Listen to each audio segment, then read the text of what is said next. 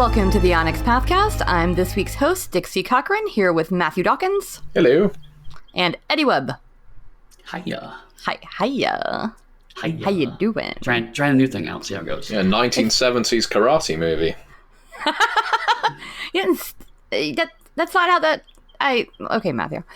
The funny part was, as he was saying that, I was actually making finger guns, which A, is great quality audio content, and B, very appropriate considering the content he was just mentioning. So I also made finger guns when you said finger guns, so I am the best at audio content. I made no finger guns. I looked disapprovingly at my microphone.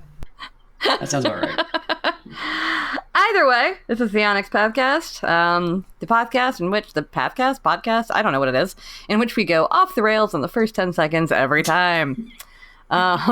This week, though, we have an interview with Monica Speca. You will hear it shortly. I will say that in the interview, and also when I was introducing her, I was like, she's worked on all kinds of stuff, only to find out that she's pretty much only worked for us. The internet lied to me.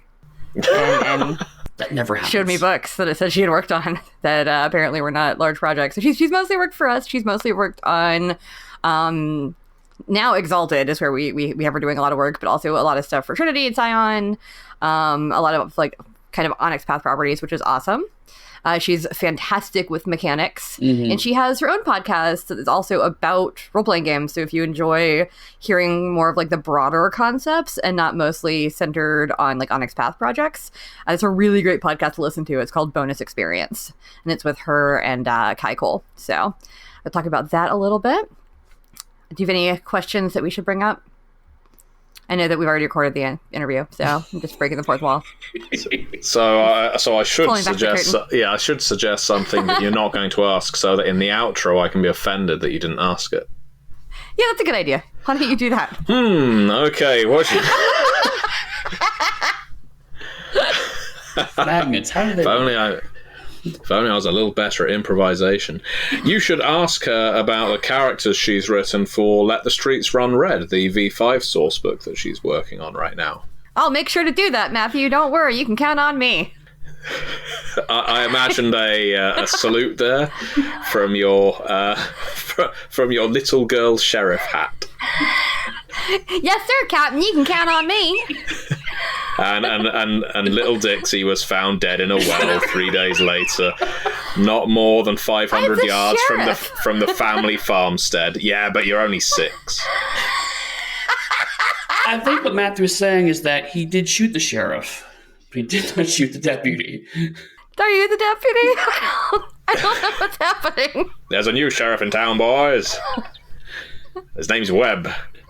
Ding. Finger guns. Yeah.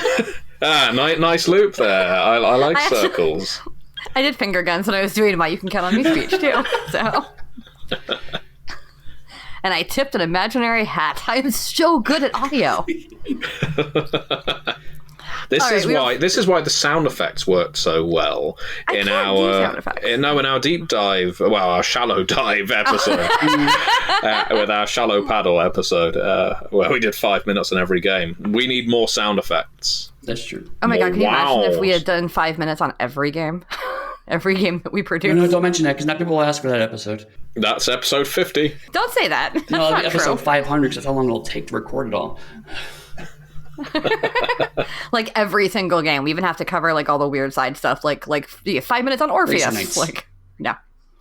Oh no. No. I could probably do 5 minutes on Racer Nights. It wouldn't be good, but I could do it. A whole podcast on Ars Magica. Anyway, I'm going to move us on to the interview right now. So this is Matthew. Go in a box. Go. I'm already in it. Okay, well, close the lid, Snake. Get out of here. On to the interview. And we're back with this week's guest, Monica Speca. And Eddie, I guess. Whatever. I guess Eddie's here. Monica has written for and is developing on a lot of our books, as well as working on a few things for other companies that we'll definitely get into. She's also one of the 2 hosts with Ray Cole of the Bonus Experience podcast, which has a whole bunch of really, really cool advice for running games, designing games, playing games, all kinds of things. I am actually a really big fan. So, hi, Monica. Welcome. Hi, Dixie. It's good to have you here. Hello. Thanks. I suddenly got really awkward. I don't know why. I've met Monica in person more than once. Like, I don't know why. That was really weird. But... Well, to be fair, I mean, you actually were having a role there. I was getting worried that we're getting, like, professional and competent. So luckily we pulled out the end and got awkward. Yeah. I don't know how much of this you've listened to, if any of it, Monica, but we tend to go off the rails pretty much immediately. Cool.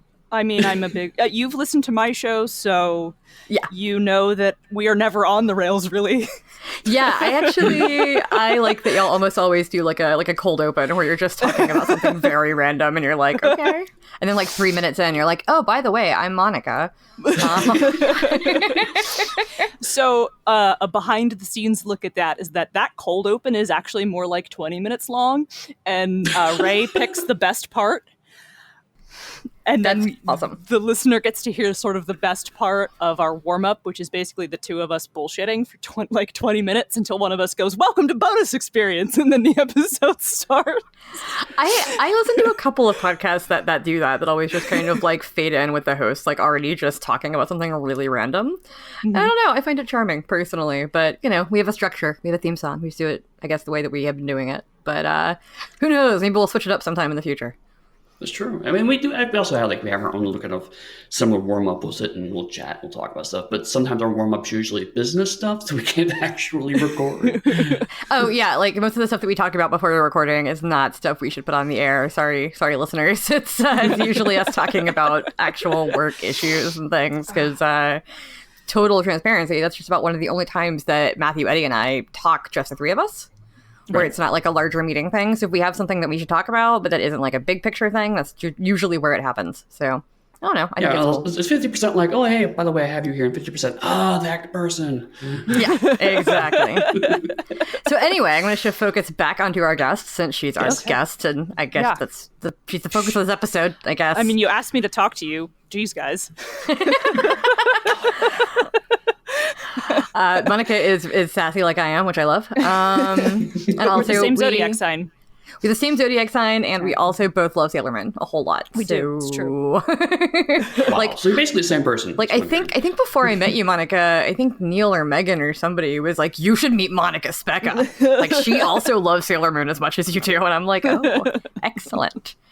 So anyway, usually what we start with our guests is we ask kind of like, how did you get into the industry in general? And also, how did you get into working for Onyx Path? Like, because a lot of people, like some people started with Onyx Path and some people started at a completely different place and then ended up coming over to us. So what's your story? What's your background in this? Oh, okay. So I always wanted to work for the Onyx Path back when it had a name that was about a larger dog and a color. Am I allowed to talk about White Wolf? On here. Okay. We still license from them. We're still licensing partners. Black Lab. A big, like the opposite of a black lab, but mean. We talk about White Wolf stuff all the time, both current and past. Especially having like guests that were like used to work for White Wolf, like Phil Bricato and Rich Dansky and stuff. So yeah, talk about whatever you want. Yeah. So I have always wanted to work for White Wolf since. So here's a thing you should know about me. I learned to game with Exalted First Edition. Oh my god! Really? Yes, Dixie's reaction is exactly the correct reaction. I was drinking water and I almost did a spit take. Well, like so a lot of my oh god. I got into gaming in college. Like a lot of my friends in high school gamed, but didn't invite me for whatever reason. I got into it in college, super into it immediately. And a lot of my peers getting into gaming in that 1999 to like 2007 period were getting into gaming with D&D 3.5. Yes. Mm-hmm. But my ass got introduced to gaming with Exalted First Edition. Here's a deep end. Yeah. And so the first time I'd ever been exposed to gaming was a guy in my college improv group. Ooh, boy, that's the most embarrassing thing I've said in this entire sentence. Was like, it's sort of like an anime game, and being the young anime nerd I was like, okay, cool. And that game actually never got off the ground, but the person who ultimately ran my first ever Exalted campaign is the man I'm married to now. Oh! Yeah. So, like, 2 true loves in one. And, like, once I realized that I was telling this meandering story because once I realized that I could write my own custom charms, I just started doing that, like, obsessively. Which at the time, I guess I didn't really realize was doing a lot of design work. And like, I don't even know how to write a charm, and I'm in charge of Exalted. Like, I, as a fan, I just created house rules and like did homebrew stuff for playing it in alternate settings. And we played a lot of Adventure. Adventure is absolutely one of my favorite White Wolf games. Yay! And so we actually took Adventure and sort of treated it the way Trinity Continuum works now, where it's sort of this blank slate game for playing just sort of exceptional people. I mean, Trinity Continuum sort of really aimed more towards a modern thing, but you could turn the dial on that pretty easily. And so we played a lot of Adventure, we played a lot of Exalted, and we would create subsystems and stuff for playing Adventure and other things. So, like, as part of our group's culture, like me and Henry, who is my husband, we would, like, house rule all this stuff, which was a ton of game design work. And I didn't even really think about that as being game design. And then I met a bunch of people on the internet who were in the Exalted fandom at the time, and then I kind of realized that was a job you could have. Yeah, writing charms is a job you can have. Just ask Robert Vance. Yeah, it's a job that I've done. Oh man, I would have liked to have contributed more to Lunars, but I didn't have time to do more than just a little bit of that charm tree at the time. Yeah. But I did do it. So there was an abortive attempt towards the end of 2nd edition, which is really kind of a story that I don't think I want to tell on air. That's fine. Yeah, it involves naming names and people not being great to me, and I don't know that we want to. Right. That's content we want to touch on publicly. Long story short, someone kind of jerked me around in an attempt to get in the first place, which is actually how I met Neil, and Neil is not responsible for that. He'll be glad to know that his name is clear. His name is clear. At least on that point. At least Neil may be guilty of other things. There are others we blame him for, but yeah, this is sure. not one thing not you'll this blame one. him for. No.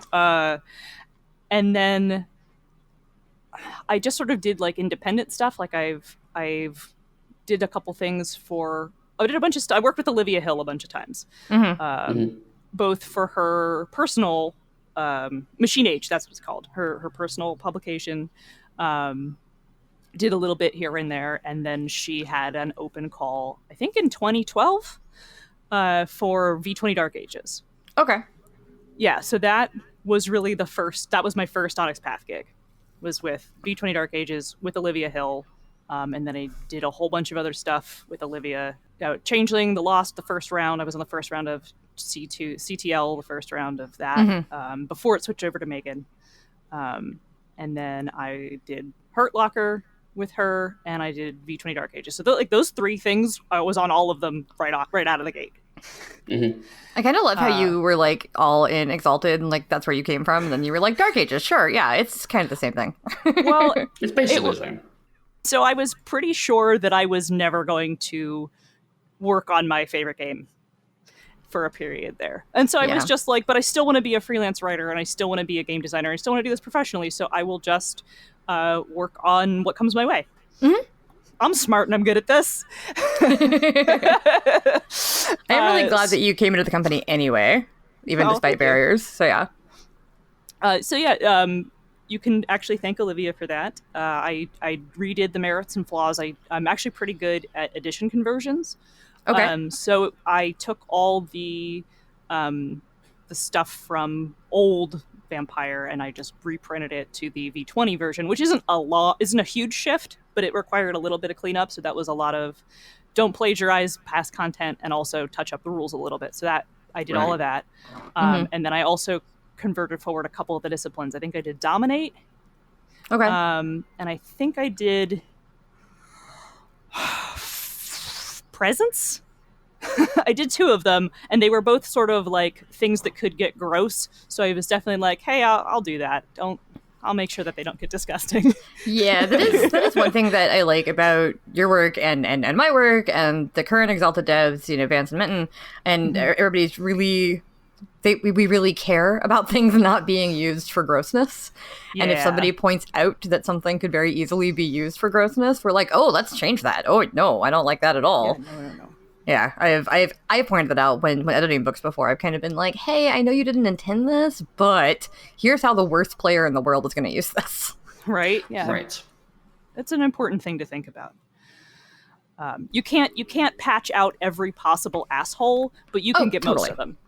Well, yeah, even if you know that 99.9% of your players are going to use the thing as intended, there's always going to be that, 0.01% or 0.1% that's like, I could exploit this somehow.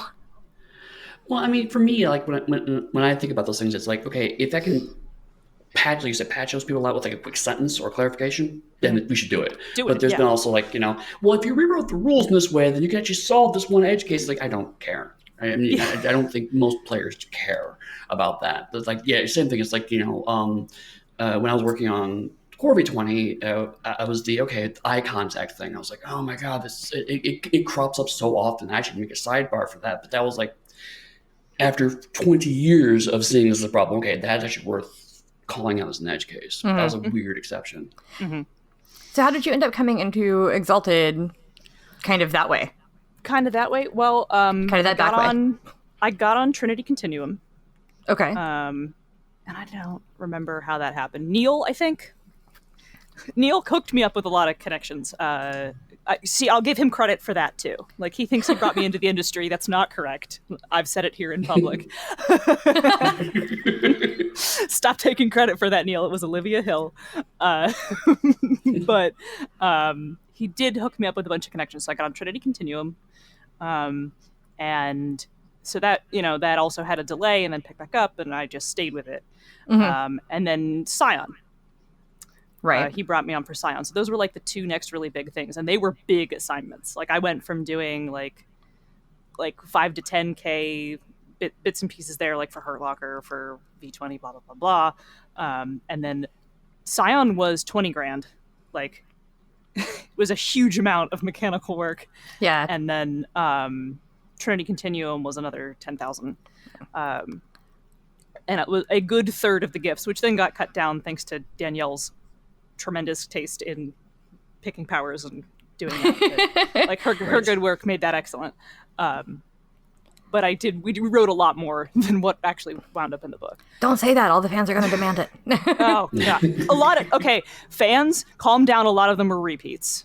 But Lauren, Ben, and I had a lot of really similar ideas and accidentally rewrote each other a bunch of times, and so a lot of it was just cutting out things that were literally just duplicates. So there isn't any special magical content that you are missing. Right. Unless you want to see the same gift rewritten 3 different times by 3 different people.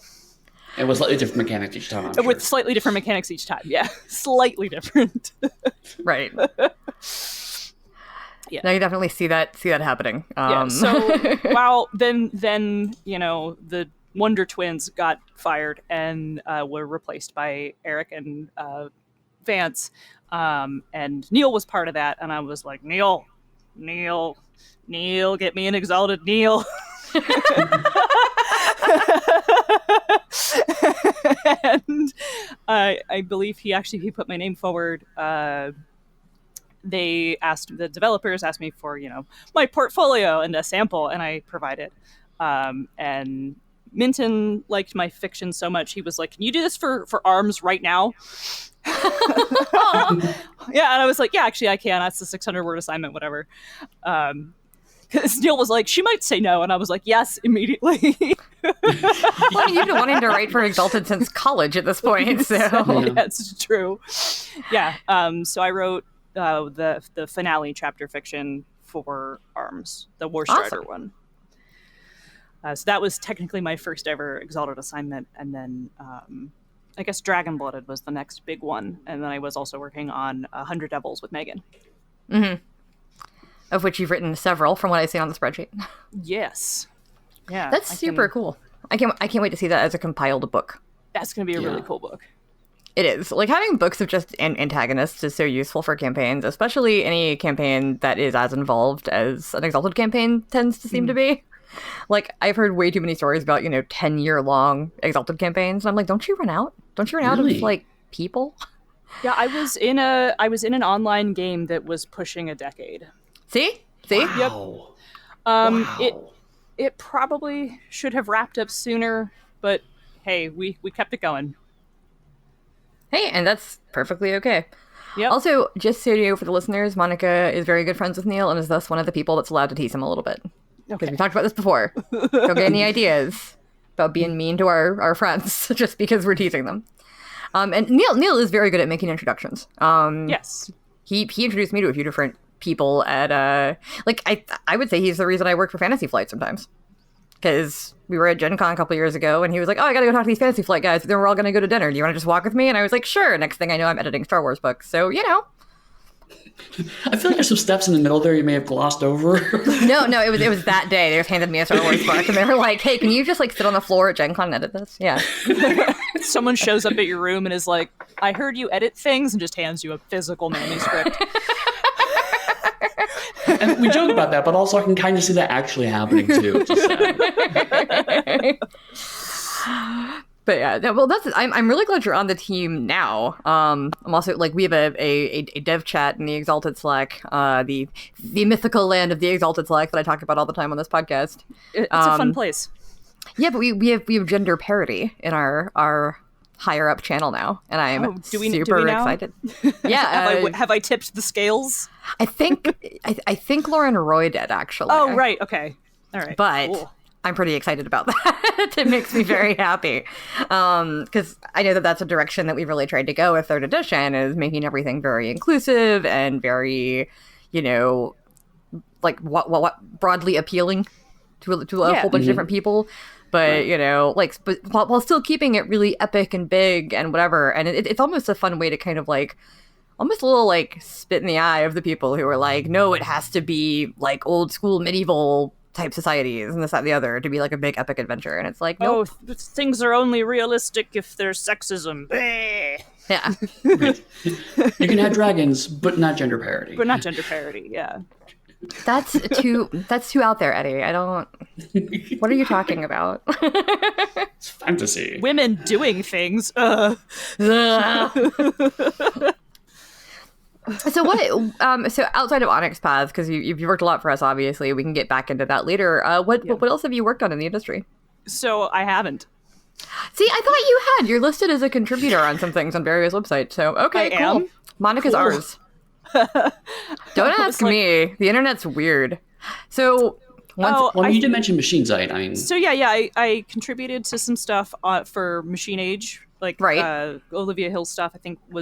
I did a couple things for the Pathfinder Farewell to Fear conversion, which I don't think ever actually existed, but I did stuff for it. And I've done a lot of little independent stuff. I wrote an adventure, got paid to write a little one-page D&D can fit into any sort of D&D thing adventure. While I was trying to get a portfolio together, I did a ton of little stuff, but I haven't done say the 20,000 words of deep systems design for Scion for anybody else. Okay. It was probably one of those titles then that just threw me, because I was like, oh, you've worked for all these other people. It's no. Yeah, that's okay. We'll keep you. Okay, I'm happy to be here. Nobody else can have her now. And now that we've said this, Monica Speca is ours. That's exactly how it works, Dixie. Yeah. Nope. This podcast is binding. Yes, right, yes. Binding, yes. Binding. You are now under exclusive contract, except that I don't think anybody's under that with us. So, whatever. Okay, well, cool. So let's talk some more Exalted then. What really do you love about? Well, what do you love about it? What do you love about the system that keeps you playing it and keeps you interested? So far after you got into it. So can I confess that I haven't actually played much 3rd edition? I never played 3rd edition. Hello. So yeah, I've never played any edition. That 10-year-long game, that game was pushing 10 years, converted to 3rd edition at the end, which is some of the struggle that I think led to that game ending. Plus, also people's lives really change over the course of nearly a decade, and people were moving and changing and progressing with their lives, and people move apart. That's what happens. But anyway, so I played a tiny little bit of 3rd edition coming up on the end of that game, but I haven't really had time to run a campaign. It's a little too dense for my regular gaming group. Right. I don't know that I could convince them to buy into it, given the mechanical density of the game, which puts me in that position of like, oh, Exalted, but the system. Yeah, that's a lot of folks. I mean, like, so even the people that really love charm design, I think, will occasionally be like Exalted, but the system. Yeah, I have to say that of all the freelance projects, whatever, that I've worked on for you guys, writing charms is the hardest I've ever done. And I wrote an entire combat system. Right. I designed the mecha system for Trinity Aeon's Vargs. I did that whole subsystem, and Exalted Charms are still the hardest thing I've ever done. I've also literally never played a game of Vampire the Requiem, and I wrote a whole bunch of like setting specific devotions and merits and disciplines for Danielle, and Exalted Charms are still the hardest thing I've ever written. Because there's just a lot of understanding that goes into figuring out how exactly you're going to fine-tune this and what the effect is going to do and what subsystem you're going to hang it off of and how much it should cost and what, like, when does it apply and what keywords does it have and what do you name it. And I'm bad at names. I was gonna say, I feel like what do you name it is the hardest part of the Exalted Charms. I mean, considering it's just the names of most Exalted Charms. It is the difficult icing on an already hard cake. That does not sound like a very delicious cake. No, and yet you love Exalted, and so do so many people. Yeah, so there's got to be a reason besides system complexity. Okay, yeah. I mean, I do think people enjoy the system complexity because I definitely loved second edition and first edition. And like, I obviously did a ton of fan work to make that sort of thing good and to make things for my characters. And when I was deep into it, I think the things that I really loved about it were like, I really loved the bigness of the setting. I love over-the-top action. I love giant swords and gold armor, and the whole thing is like a power metal song, and you could put Dragon Force on in the background and like just play this game, but at the same time it can be kind of scary because things are really threatening, and there's like powerful god ghosts that live in the underworld that want to kill you, and like your legacy is that of divine being slaying, and they fester in hell and they want to kill you too, and then like there's these vast threats, and it can be scary, but it can also be like deeply tragic because you have to struggle with the complexities of your past lives, and what if you're a good person now but the person you used to be was a monster, and how do you reconcile that when you run into your lover who is fate bound to you forever and they hate you or don't hate you. And so you have this like bigness of emotion that also goes with like the kung fu action hero part.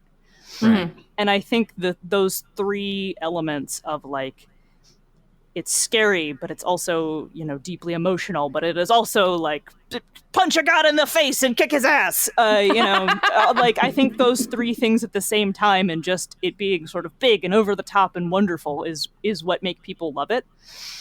And it has a setting like no other. Mm-hmm. Like there are other cool settings out there, like lots of other game worlds that I really like, but there is nothing like Creation. Yeah, I'm going to read the crap out of Across the Eight Directions when it comes out. I'm going to read it so hard because I'm so excited to like read more setting stuff for it. Because I mean, as most folks know, like I have not gotten to play Exalted.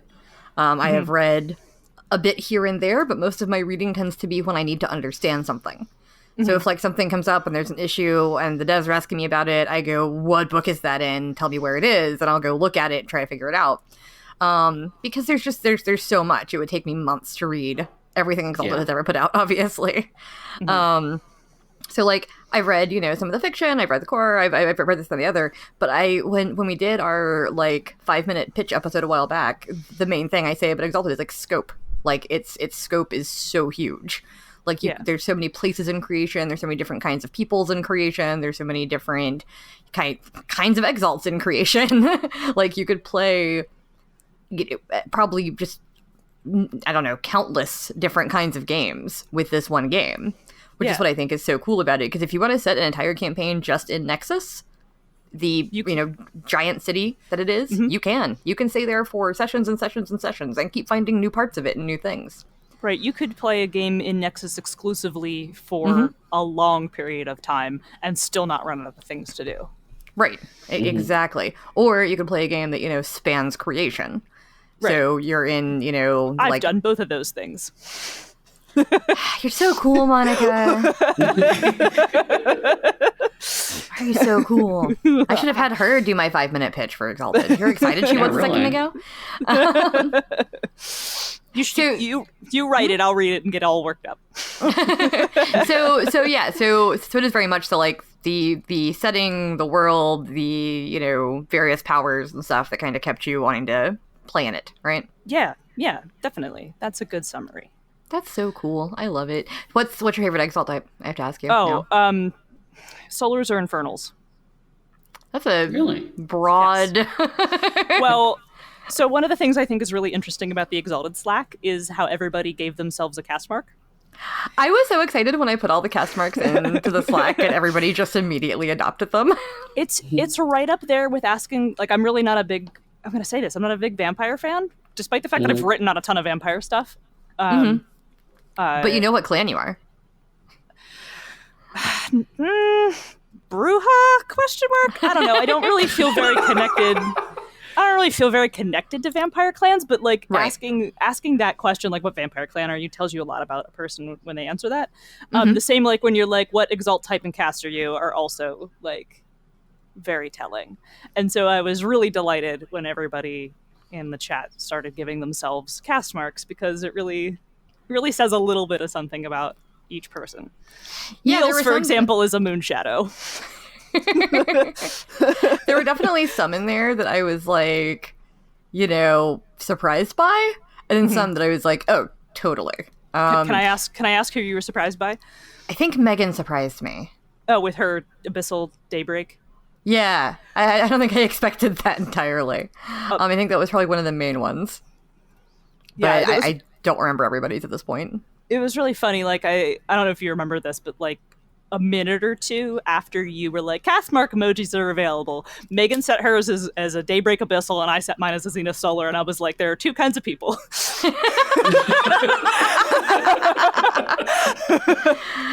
Yeah, and I think I'm one of like 3 or 4 sidereals in the whole Slack, or maybe just 2 or 3. I know that James Huggins is one too. I think. Yeah, and he's Journeys. I think he's Serenity. Oh, is he Trinity? I think it was Journeys. Yeah, me too. I'm in front of my computer. I'm going to look. We're just going to do this while we're on the podcast, because this is excellent content. Excellent. Actually, I was just curious. It is Serenity. Mine is now.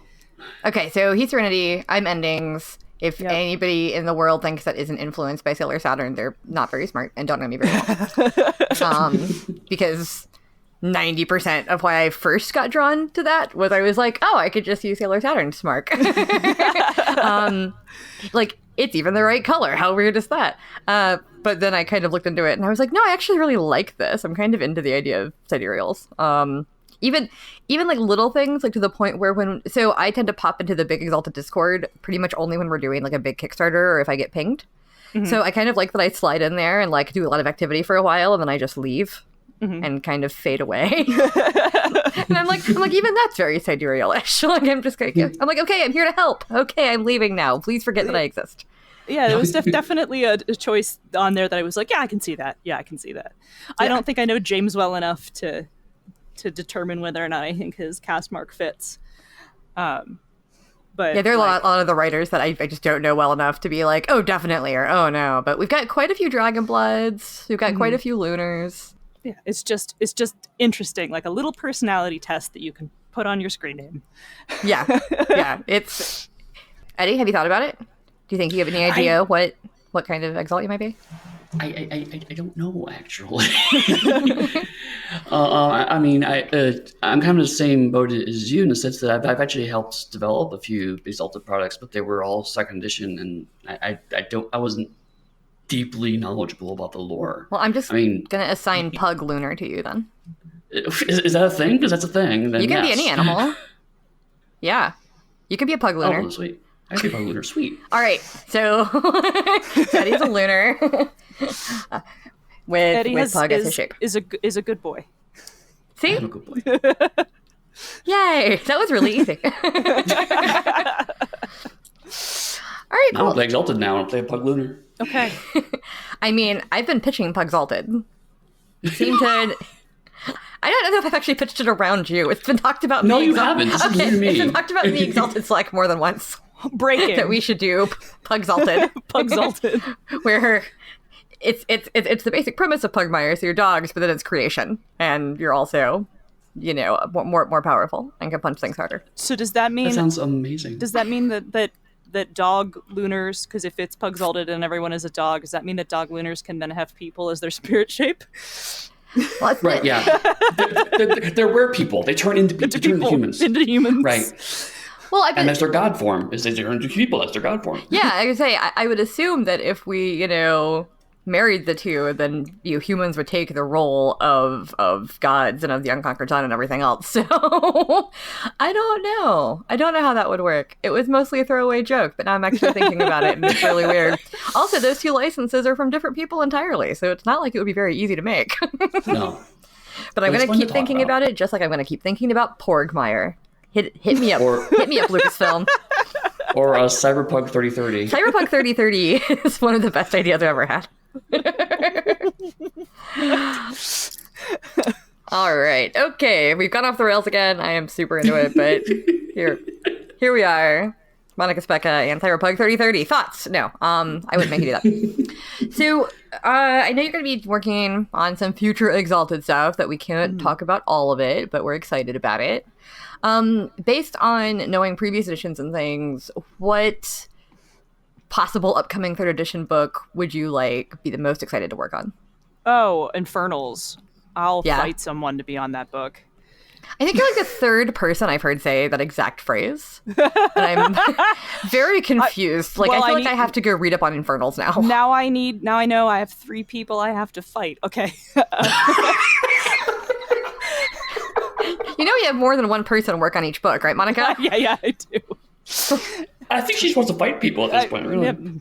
I can neither confirm nor deny this. So, they were a really cool concept from 1st edition where they were a mystery. The Abyssal Exalted get created because the solar essences were sealed away and hidden in a prison, and then the Death Lords break it, and they got the secret of how to get in there and steal all those essences from the Yozis. And the Yozis are like, yo, hey, we gave you that secret, pay up. And they're like, here are 50 solar exalted essences. And the Yozis are like, yes. And then that secret was never touched on. They just potentially existed in 1st edition. And then 2nd edition was like, hey, let's make them a splat.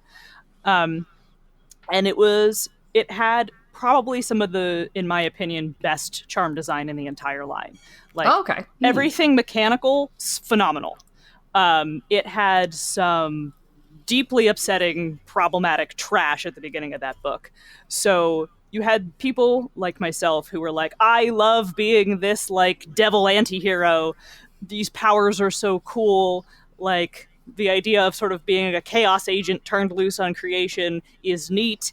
I occasionally like serving the bad guys, and I'm not into ghosts, so Infernals it is. And that was really cool, but you also had this baggage of this tremendously awful fiction and flavor that was put into it. And if you don't know what I'm talking about, that's good, I think. It really should not have been published, and it was. And so you have people who were like, I hate them, they're terrible. And you were like, but the back half of the book is great.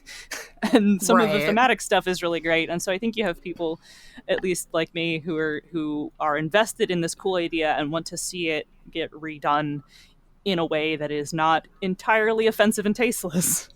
Right. And I know, actually, it's interesting you mentioned that book because that was one of the books that was in the background when I first got hired at White Wolf. And I knew it had a very tumultuous design history. There was a lot of having to rewrite things at the last minute. There was a lot of kind of just trying to get things in order because it was the first new splat, if I remember correctly, for 2nd edition. Yes. And so I don't know the details of it, but I remember there were a lot of meetings about it because there was a lot of concern about it and just writers running late, writers turning in material that wasn't usable. So, I mean, it's really exciting to me to hear that there are still fans of the book. I mean, I certainly also understand that sometimes a book comes out and it's like, this book would be great if it was just less of it, you know? Yeah, I have take the cool bits and make those better. Yeah, I have a paperclip in the really blocking off the truly offensive parts of the book so that I cannot accidentally open to them. Oh. Yeah, well, I will, once we're off air, I will talk about it, because, boy, I don't even want to accidentally open to it. Right. Yeah. And of course, it's one I've never had to look at because no one's ever asked me to for any reason. Right. So I will tell you afterwards so that you are prepared. Okay. I'm sure I'll have to look at it whenever we get to that book. Yeah.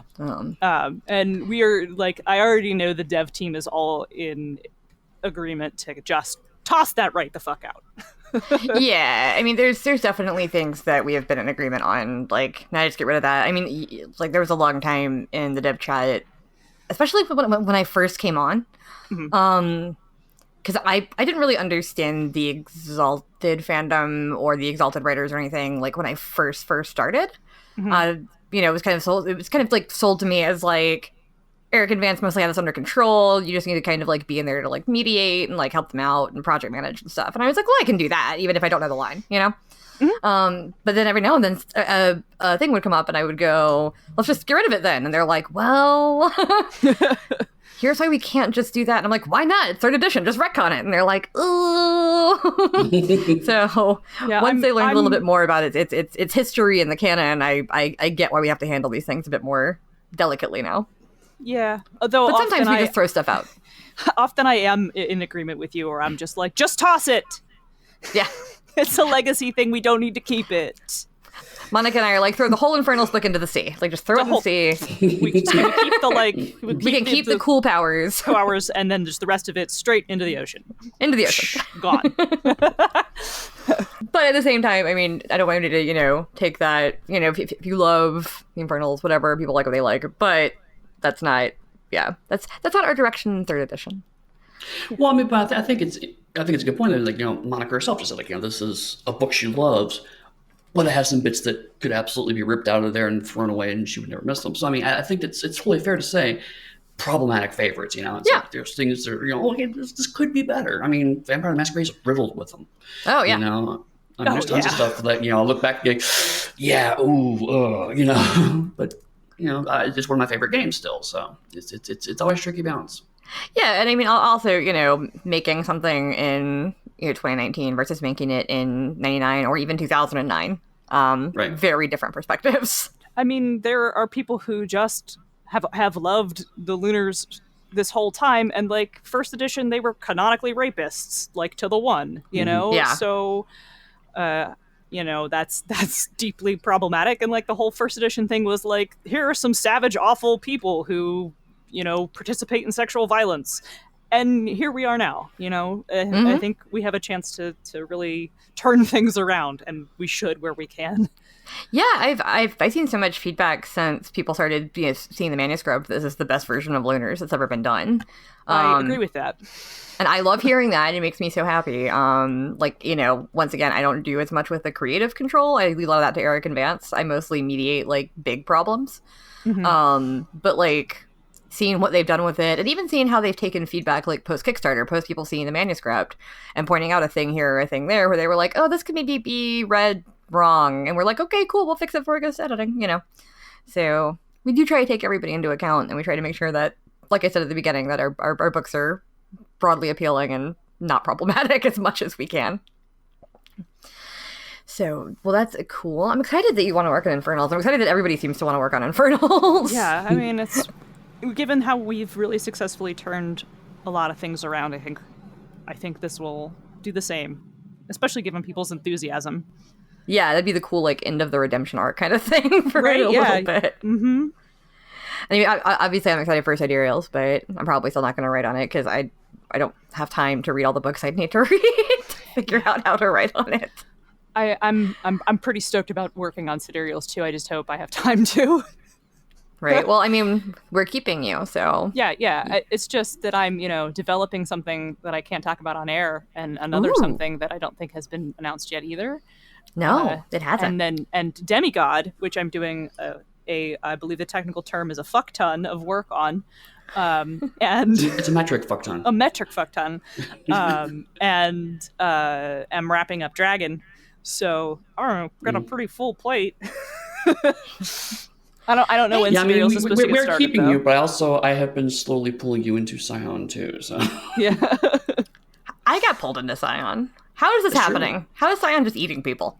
Because that's going to be the first book, Monica, that you and I will have both written on, is Demigod. Yes. Yeah. Although I'm mostly writing setting, because that's more my thing. I am not a huge mechanical person yet, although I wrote some mechanics for Eddie and they didn't suck. I was about to correct you on that, because actually your mechanics for Pirates of Pugmire are actually quite strong. Well, thank you. I still think that it's probably because I've played a lot more D&D 5 than I've played, Storypath at this point. I mean, but once I play some more Storypath, then I'll have to get better at it. But that's how we started this episode. I mean, you the game you kind of come in on, you play a lot, that's when you start tinkering with and learning mechanics on, and over time you start to apply those same principles to other games, and eventually you move out forward. You start tinkering with the game you learn on. That's how you learn. Yeah, that's how you learn. Think of it like picking up a new language. Like, obviously you have your native language, you have whatever was taught to you first, and so that's going to be your strongest area because that's what you were exposed to. And then if you understand basic English syntax, then German's really not that hard to pick up.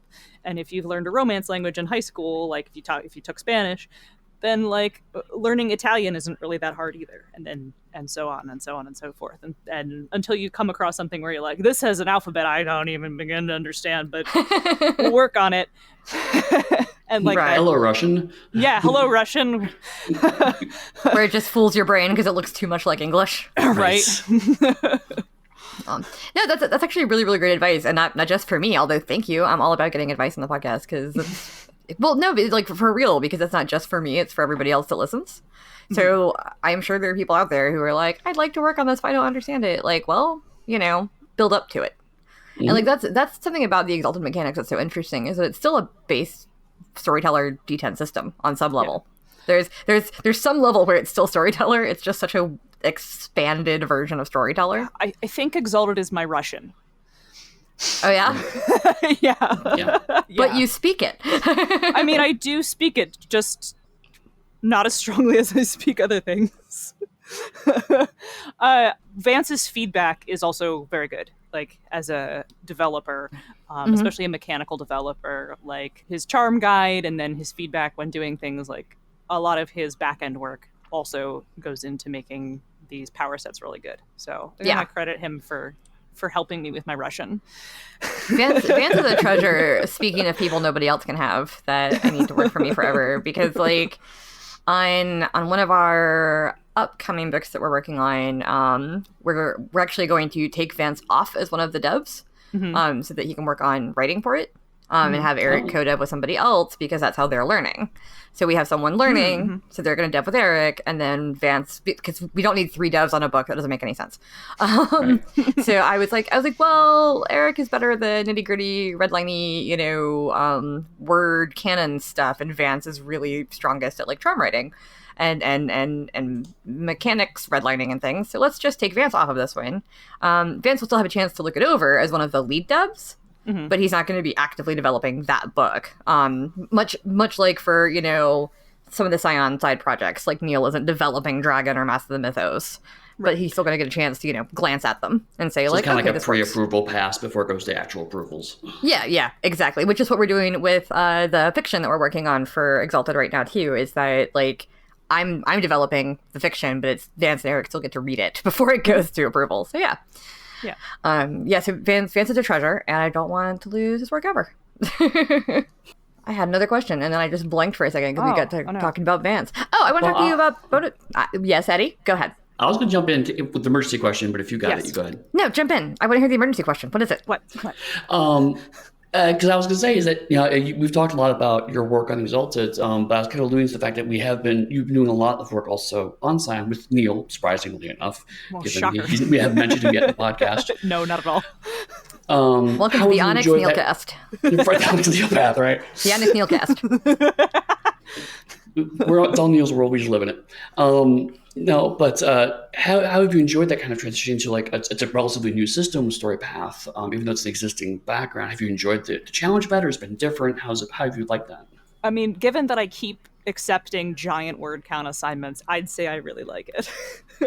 Well, also getting paid is nice too. I mean, I do enjoy getting paid, but I don't take on big assignments if I don't really enjoy what I'm working with. That's fair. Like when I love a system, I'm like, give me that 20,000 words. Let's do this.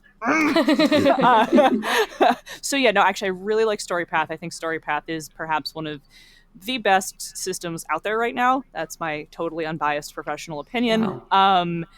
I think it's really strong. I think it is clearly the next Pokemon evolution in the storyteller tree.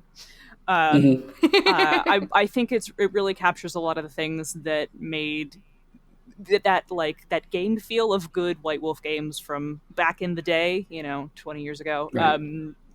And brought it into a context of modern game design. Because nobody really wants to solve for base damage anymore. Yeah. And yet we still have the D10s. I love D10s. They're my Patronus. And I really like the skill plus attribute system. It ticks off all the good boxes that I enjoy from having learned to game on that type of system, plus like discrete powers, and then like a good solid system for both doing social things and for doing investigative things. Like the 3 areas of action is brilliant. It's really great. It also, like, when I grok how a system works, I can pretty easily make subsystems in them and will be inspired to make subsystems in them. I agree. As I was just tooting my own horn about previously, I literally wrote the system for playing Mecha for Aeon. Which I edited. Oh yeah, cool. did you enjoy the Vargs? I wanted them to be fun robots for people who don't actually like robots. Yeah, I actually, and as somebody who's actually not a big giant robot person, I thought they were fun. Okay, cool. And also as the person, I think, am I the only person that's worked on every Storypath core book so far? I think I might be. I yes. didn't work on Aberrant, and I didn't work on Aeon, so yeah. I also met the Game from Beneath the Sea and Dystopia Rising. Right, okay. Which are also Storypath games. Oh yeah, they are Storypath games. Yeah. Okay, so no, mostly just Trinity Continuum and then Aeon and Scion here. Because what I like about the system too is, as we talked about on the Pathcast before, is how flexible it is. Because Matthew is able to use it for his 1950s Rubber Monster horror game, and then we can also use it for space travel in Trinity Eon. Like it's so much, which is cool. Yeah, I also think it's. Oh yeah, and superheroes. I haven't seen the superhero one yet. I don't know. I know. I'm holding it from you. That's fine. I have other books to work on. Also, it's like I had an interesting moment in my red lines working with John for Aeon, where I was so used to writing for Scion. Scion is a little less crunchy. I hate that term. A little less mechanically dense than Aeon is, like just a little bit. And so the first pass at Vargs, he was sort of like, you have to kind of make this a little bit crunchier, Monica. And I was like, fine. Fine. I'll add more numbers to the robots, John. I'm never quite that sassy back. I was just like, okay, cool. I can turn that dial up. But it was just interesting to me as a writer where I was like, oh, clearly I was in Scion brain at the time while I was writing these. And so they were like a little less complex than they needed to be. And I like. Can you please go ahead? What? No, I was just gonna say I like that Storypath does that. That's all. That's the rest of that. I just want you to put added more numbers to the robots on your resume. I feel like my writer's resume, like Aeon expansion, Vargs, chapter 2 or whatever, added more numbers to the robots. Yeah, exactly. Business cards. Hi, I'm Monica Speca. I added more numbers to the robots. Thank you. Yeah, that's what I'm saying. It? No, I'm not going to. No, I'm not going to. So can you tell us a little bit about Bonus Experience? Bonus Experience is my podcast that I do with Ray Cole, who actually is also one of our Onyx Path freelancers. I brought her on to do Scion Jumpstart, which is one of the things I developed. Oh, nice. Yeah, she is also a professional fiction writer. And the two of us have been friends for a really long time, like 15 years. So we are two queer women, and we talk about running, writing, and designing games the same way, with the same sort of level of authority as any other white dude you could find on the internet. Because I was really tired of white dudes on the internet, on YouTube, in their own shows, saying things like giving what was presented as earth-shaking GM advice that was really just sort of common sense. Right. And the thing that sort of put me over the edge was listening to a very famous YouTuber basically be like, "Hey guys, did you know that if you talk to your players, they'll do what you want them to do?" And I was just sort of like, "Welcome to being a woman, dude." There's no woman who thinks that's earth-shattering advice. Speaking to people, imagine. Right. What are the odds? What are the odds? So I was like, well, fine, I'll make my own show with blackjack and hookers, and we'll be funny while we're at it. So it's a half-hour show. Sometimes it goes a little bit closer to 45 minutes, but it's sub an hour. We try to keep it sub an hour. When it's just the two of us, we talk on all sorts of like game stuff. We talk about running games, we talk about writing games, we talk about creating your own game, and we talk about being a good player. Like, it's all about the experience of the role-playing hobby. And we do often also have industry guests. I was trying to think of any Onyx Path folks who've been on there. I interviewed Danielle at Metatopia. There's that interview is a good 45 minutes long. She and I can talk. I am shocked. Yeah. We have an industry guest on. We try to stick to folks who are people of color, trans folks, queer folks, women, anything under that umbrella. Marginalized identities is what we're aiming for. So we also try to use our platform to shout out people under the umbrella of a marginalized identity and be like, hey, go throw money at them. And we've been doing that for a year now. Cool. And it's a very good podcast. Like, I definitely recommend it to anybody wanting to learn about, but with the industry, like I said, how to run games, how to design games. I really enjoyed your episode on like how to steal design effectively. Like, when is it theft versus when is it inspired by? Yeah, we did an episode that was basically just how to steal like a game designer, which was basically how to not plagiarize. But right. If you're a home brewer, who cares? Yeah. Well, yeah. And I think I touch on in that episode that like if you're making stuff for your home game, by all means copy, because you're going to learn that way. Oh yeah. Yeah, but if you are creating something for payment and consumption, stop that. Right. Exactly. And learn the difference. Yes. Yeah, learn the difference. And yeah. So we're getting close to time. Probably about time to wrap up here. So, Monica, if you want to tell people where they can find you, follow you, hire you, but don't hire her because she's mine.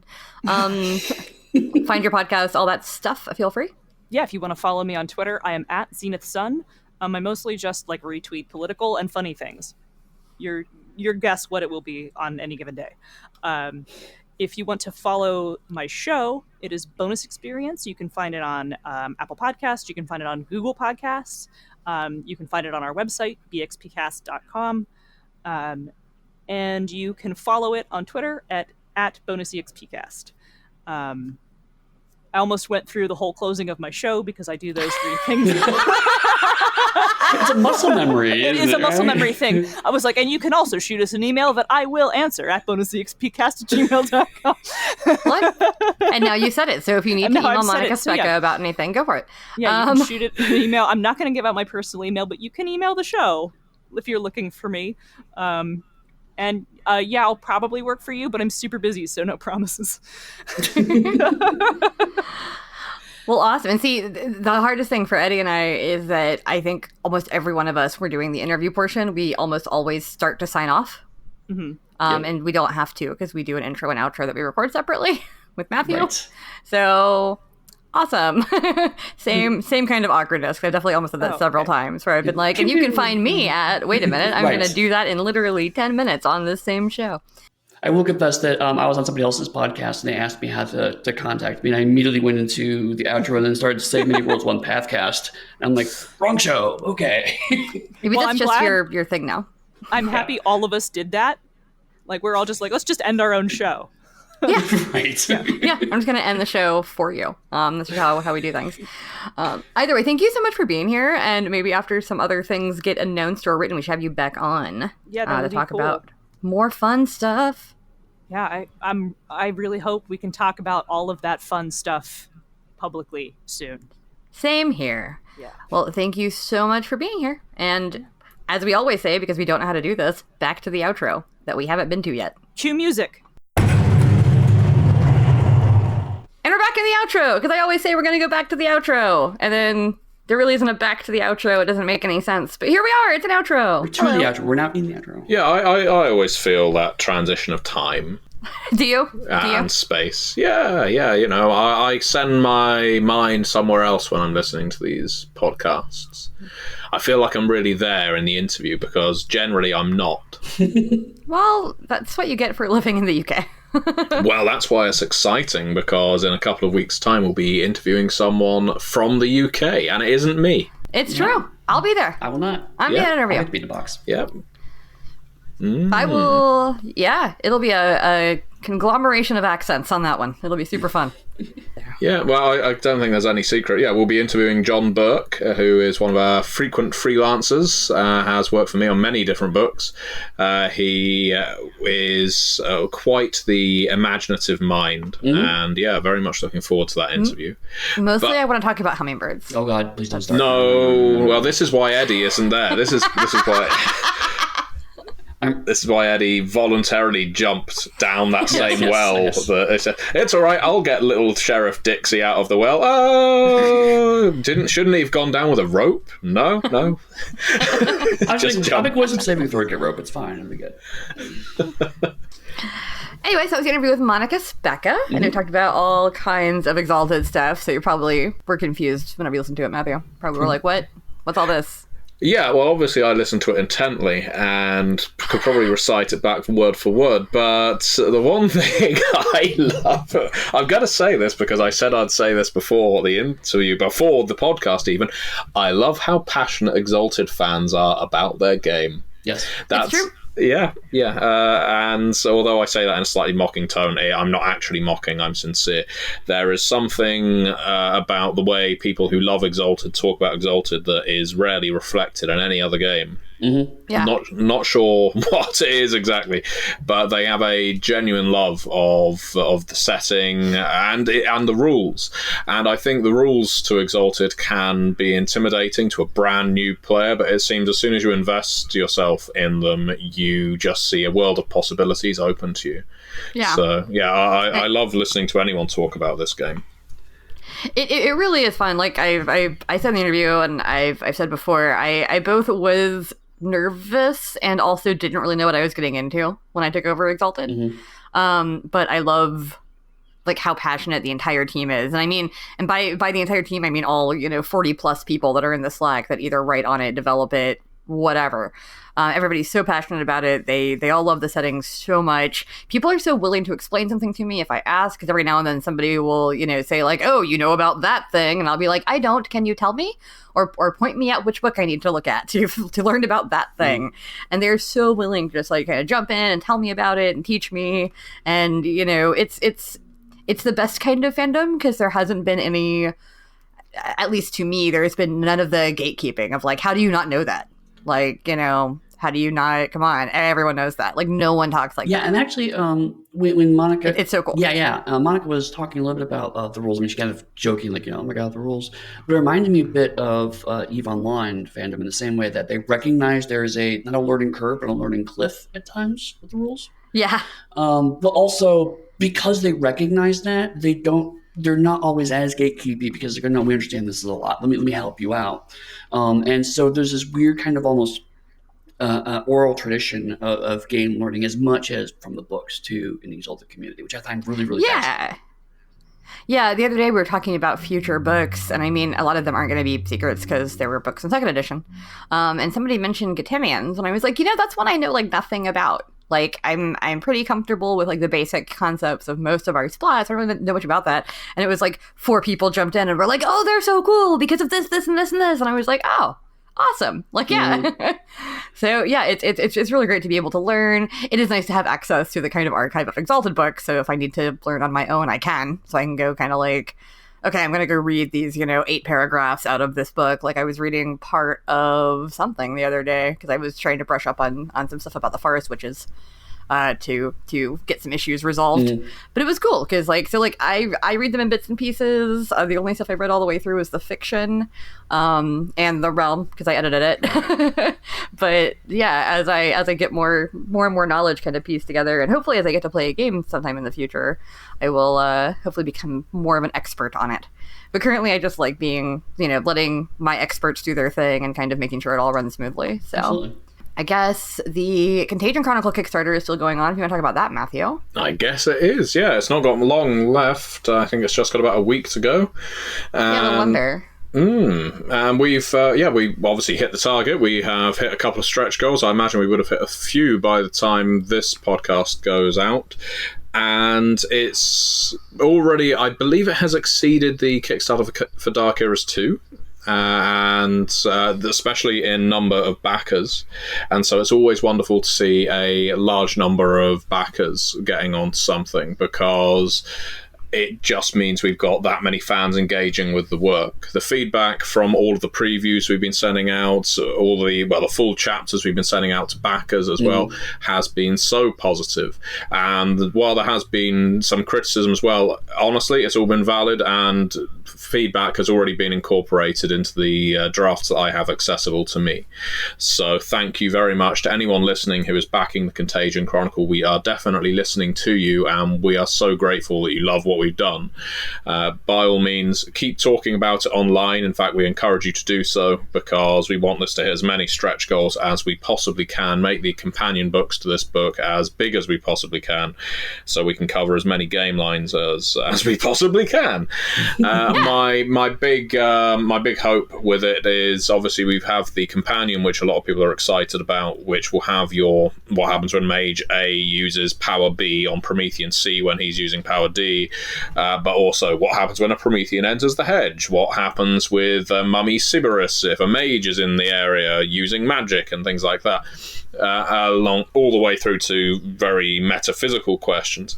But we also have the Outbreaks book, and that one's caused less of a stir because people have already seen what the settings look like in Contagion Chronicle proper. But I think what will be fun with the Outbreaks book is to get a deeper exploration into the different playable factions, maybe some new powers, some new vectors to go with it. And also being able to explore some of the sub-splats and their relationships with the Contagion. So thinking of Skin Changers and Mortal Psychics, Witnesses and Wolf-Blooded and so on, because we didn't have space to put them in the core Contagion Chronicle. But I would foresee them appearing in the Outbreaks book. So yeah, we've already achieved a lot, and hopefully we'll achieve a lot more before this Kickstarter ends. Awesome. Well, yeah, go check that out if you get the chance, if you feel the urge, if you're interested in Chronicles of Darkness. I know a lot of people like crossover compatibility already of the game line. So it's cool to actually put that into a book too, and say like, hey, look, here's a different way you can do it. Like, instead of just trying to shoehorn like your games together a little bit, like it's nice to have an actual like reason for them all to be fighting together, because that's always kind of the harder part when you try to have a mixed splat group. So super exciting. Well, awesome. I guess it's time for us to wrap this up. Eddie, if people want to find you, follow you, where can they do that? You can follow me on Instagram and Twitter at EddieFate, EDDYFATE. That's also my personal website, eddiefate.com. You can find me on Facebook as Eddie Webb Writer, and you can find my professional stuff just about anywhere as pugsteady.com. And if you want to find Pugmire, you can find it at realmsofpugmire.com. So many things, so many ways to find you. Matthew, where can people find you, follow you? What you been doing? Well, I'm going to restrict it to one, because usually I'm spooling these things off for minutes. Go visit MatthewDawkins.com. It has access to my Patreon, my Twitter, my Instagram, pretty much everything, and it also has a long list of my credits and ways to support me if you feel the need to do so. Well, I mean, In that case, you can find all my stuff at DixieCochran.com too. But also on Dixie Cyanide pretty much everywhere, so it's pretty easy. I just figured for, professional reasons, I shouldn't do DixieCyanide.com in case someone was not up with the poison reference, wanted to hire me. But I've found something really irritating just to cut in at the close of this podcast. Go ahead, sir. So, how many Matthew Dawkinses can there be, you might wonder? Well, there's a Probably Matthew... quite a few. Yeah, there's, as well as MatthewDawkins.com, obviously I have the core domain here. There's also MatthewDawkinsWrites.com. Not me, another Matthew Dawkins writer. There's MatthewDawkins.co.uk, who calls himself a geek, as well as I think an amateur writer. Well, yes, you're bloody amateur compared to MatthewDawkins.com. And everybody's an amateur compared to Matthew Dawkins Writes, right? There's a Matthew Dawkins. Great. There's all kinds of Matthew Dawkinses in the world now, as I'm just starting to discover, and I've got to be honest, I don't like it. You're just promoting for all the other Matthew Dawkinses. Why are you doing this? I know, I secretly am. I'm trying to form an army of Matthew Dawkinses. People who are on my Facebook will be aware that I actually approached one of these Matthew Dawkinses to say, hey, ever been interested in getting into the RPG writing field? Yeah. Because my dream is to have a book where in the credits there's 6 Matthew Dawkinses. It just says Matthew Dawkins, etc. And then at the end of the book, we could have one of those author profile things where it says Matthew Dawkins is a writer living in X, and then the next page it's Matthew Dawkins is a writer living in X, and you could just have it over and over again. That I don't care what the product is. It'll probably be the worst game ever written, but damn it, it's going to happen. We could call it Being Matthew Dawkins. If you find a Matthew Dawkins editor, let me know. I'll start giving him samples. Well, this is the challenge, really, isn't it? Because we need artists called Matthew Dawkins. We need a publishing company called Matthew Dawkins Entertainment or Publishing. It's going to get very messy, but it will happen. The Book of Dawkinses. It's the omitted book from the Bible, the Book of Dawkins. Right, Never the again. Matthew was already taken. Yeah, exactly. A selfish tax collecting. But anyway. DixieCochran.com, Dixie.com, us at theonyxpath.com. The Onyx Path most everywhere. As always, many worlds, one Pathcast.